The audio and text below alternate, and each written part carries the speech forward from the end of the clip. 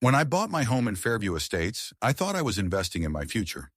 It was a beautiful neighborhood with tree-lined streets and well-maintained properties, and I was told the HOA was in place to protect property values and keep the community in order. I quickly learned the truth. The HOA wasn't there to help homeowners. It was a money-making machine, and the people running it were nothing more than petty tyrants with unchecked power. It all started with a simple fine. One morning I stepped outside to find a bright orange notice taped to my front door. Violation: trash cans left out beyond the allowed time. Fine: $150. Confused, I checked my security camera footage. The trash had been collected at 8 a.m., and I had brought the bins in at 8:27 a.m. I called the HOA office, expecting a reasonable explanation. Instead, I was met with a cold, robotic response. All violations are final. If you wish to contest the fine, you may do so at the next HOA board meeting in 3 months. 3 months? Over a 27-minute delay? I realized then that this wasn't about keeping the neighborhood in order. It was about squeezing money out of homeowners. Over the next few months, the fines kept coming. $200 for having a flower pot that was too bright. $300 for improper lawn maintenance, even though I paid for professional landscaping. $500 for unauthorized holiday decorations, even though I had put up a single wreath. When I talked to my neighbors, I realized I wasn't alone. Everyone had been targeted. Elderly residents had been fined for having small cracks in their driveways. Families had been penalized for letting their kids leave bikes in their yards. The HOA had turned into a racket, and no one knew how to fight back. That's when I decided I wouldn't just fight the HOA, I would take them down. I started by attending every HOA meeting, quietly listening, taking notes, and watching how the board operated. I learned that the president, Greg Mitchell, had been in power for nearly a decade.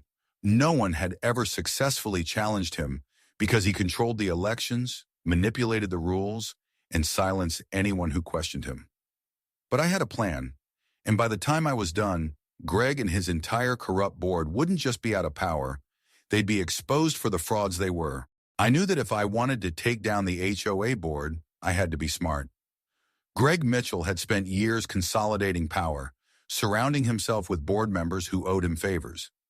They weren't just enforcing ridiculous fines, they were stealing money, and I was going to prove it. I started by digging into the HOA's financial records. As a homeowner, I had the right to request a breakdown of where our dues were going. Unsurprisingly, my request was ignored. So I did what any rational person would do. I went to the homeowners who had been there the longest. One of them, a retired accountant named Linda, had kept copies of old HOA budgets. We compared them to the most recent records available. The numbers didn't add up. The HOA had been collecting more in dues each year, yet less money was being spent on actual community improvements. That's when we found it, a series of suspicious transactions, payments labeled as landscaping fees and community maintenance that didn't match the services actually provided. Tens of thousands of dollars were unaccounted for. I needed more proof. So I started watching Greg. Where was the money going? What was he spending it on? It didn't take long to notice that he and the other board members were living far better than the rest of us. Greg drove a brand new luxury SUV. His driveway had just been repaved, even though it wasn't part of any approved community project. His backyard, hidden behind tall hedges, had a brand new patio, outdoor kitchen, and a custom-built pool. He had been using HOA money to fund his lifestyle. I documented everything: photos, screenshots, statements from homeowners who had paid for repairs that never happened. I compiled it all into a detailed report, but I knew that evidence alone wasn't enough. I needed public pressure. So I reached out to local reporters. At first, no one wanted to touch the story. HOAs were private organizations, and most news outlets didn't want the legal hassle. But after weeks of pushing, one investigative journalist took interest. They had covered HOA corruption before, and my case was exactly the kind of scandal they loved exposing. We planned to go public, but before I could make my move, Greg retaliated. A lien was placed on my home for unpaid fines. I was given 30 days to pay $7,000, a total of all my previous fines, plus legal fees. If I didn't pay, the HOA would move to foreclose on my house. That's when I knew. This wasn't just about corruption. This was about power. Greg thought he could bully me into silence. He had no idea what was coming. Greg Mitchell had made a critical mistake. By placing a lien on my home, he had escalated the fight to a level he couldn't control. He thought he could intimidate me into silence, but all he did was make my case even stronger. I took the evidence I had gathered, the fraudulent transactions, the misused HOA funds, and now the retaliatory lien, and filed an official complaint with the state's HOA regulatory agency. At the same time, the investigative journalist I had contacted was preparing a full expose on Greg's corruption. While I waited for the investigation to move forward, I focused on rallying the homeowners. Many were still afraid, but others had finally reached their breaking point. The excessive fines, the mismanaged funds, the constant intimidation, it had to end. We started a petition to recall the HOA board.